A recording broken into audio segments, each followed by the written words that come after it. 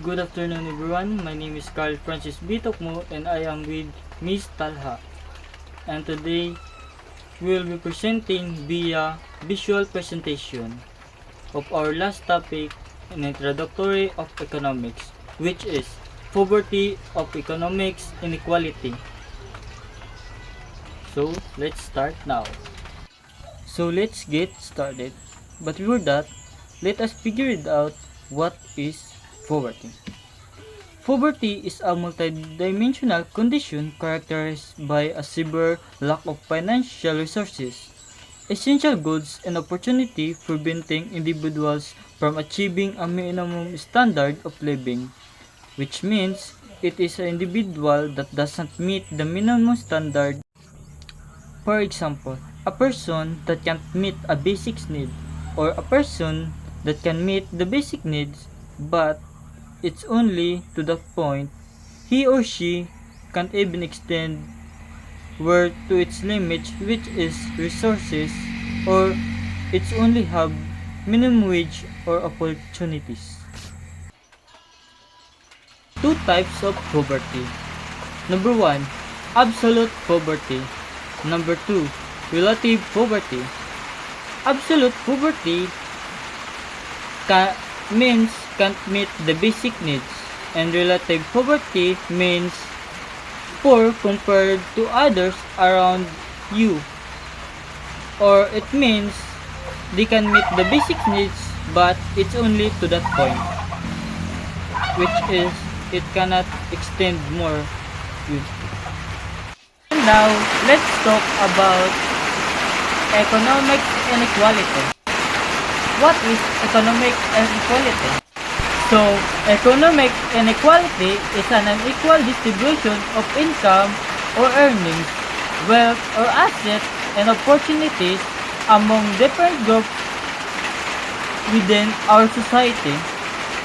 Example, in the Philippines, in order to have easy access on a specific, you need a banker which is have higher access to that work, so you can easily access to that work, or you can easily get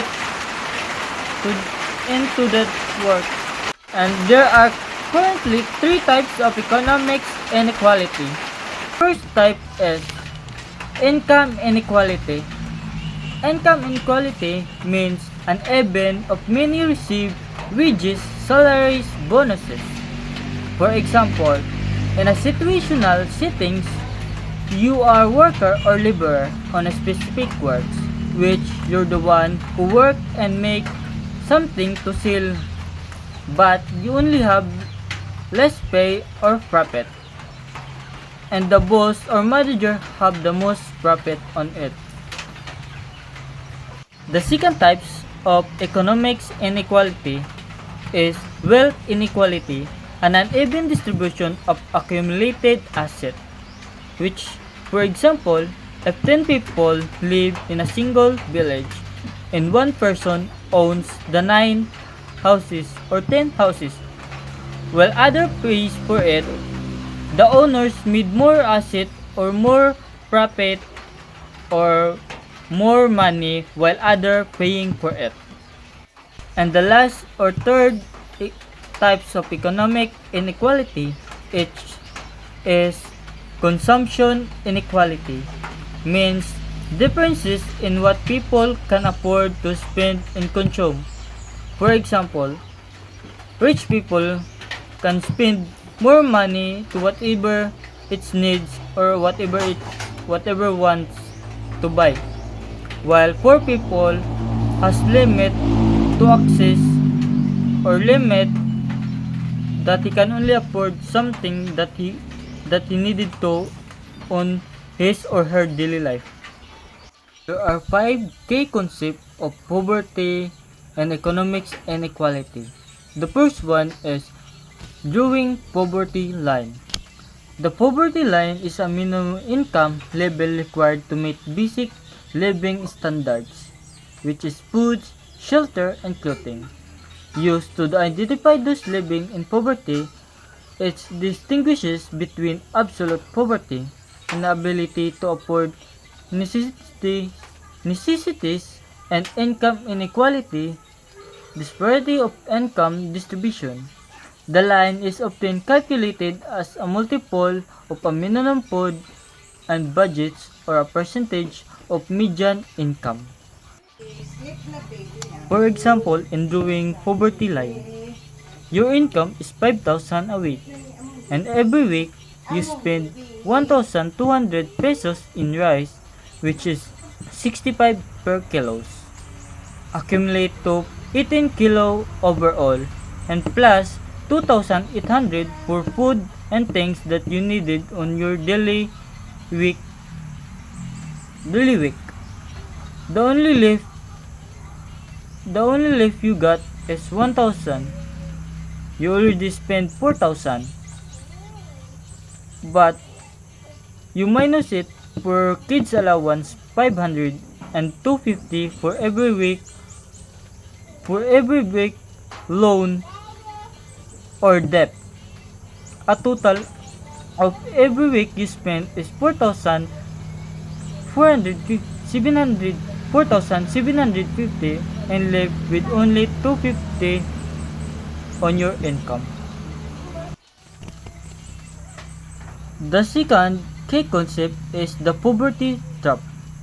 A poverty trap is self-reinforcement cyclical mechanism that makes it extremely challenging for individuals or community to escape poverty.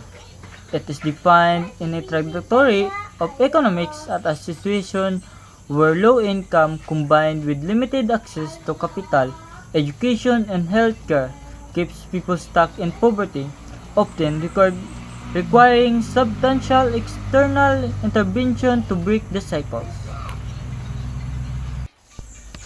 And the third of key concept is a safety net. A safety net is economics refers to a collection of government programs and policy designed to protect individuals and families from severe financial hardship and poverty. This program provides a caution against economic shocks such as unemployment, illness, or national disaster by assisting in maintaining a minimum level of consumption. For example, an SNAP, food stamp, or unemployed insurance, Medicaid, TANF, cash, which means cash aids, and housing assistance. Number 4. Income inequality measurement and causes. Income inequality is the uneven distribution of household or individual income across a population, commonly measured by comparing income, shared across quantiles using the Gini quotient, 0-1 show, or putting Lorentz curves. It is primarily driven by technological change, globalization, changing family structure, and education disparities, leading to a wider earning gap. Ang income inequality nagpasabot nga dili pareha ang kita sa mga tao, nay uban dako ang sweldo ug nay uban gamay ra kaayo. Number 5. Government policies to reduce income inequality. Government reduce income inequality primarily through redistribution, investing in equality of opportunity, and implementing labor market regulation. Key policies include progressive taxation, taxing higher, earning more, welfare transfer, food stamps, public education spending, and setting minimum wage to ensure fair compensation. Kini nga aksyon sa gobyerno aron matabangan ang mga pobre ug mapakunhod ang kalainan sa dato ug pobre. Conclusion. Poverty and economics inequality often followed by unequal access to opportunities and with concentration act as barrier to poverty reduction and restrict upward social mobility, while economic growth is necessary for reducing poverty. It is insufficient on its own proactive, inclusive, and poor policies are essential to redistribute wealth, ensure inequality, and enable long-term sustainable development. Embrace change, lead the future. The world is shifting, and those who adapt, that innovate, will be the one to lead the way.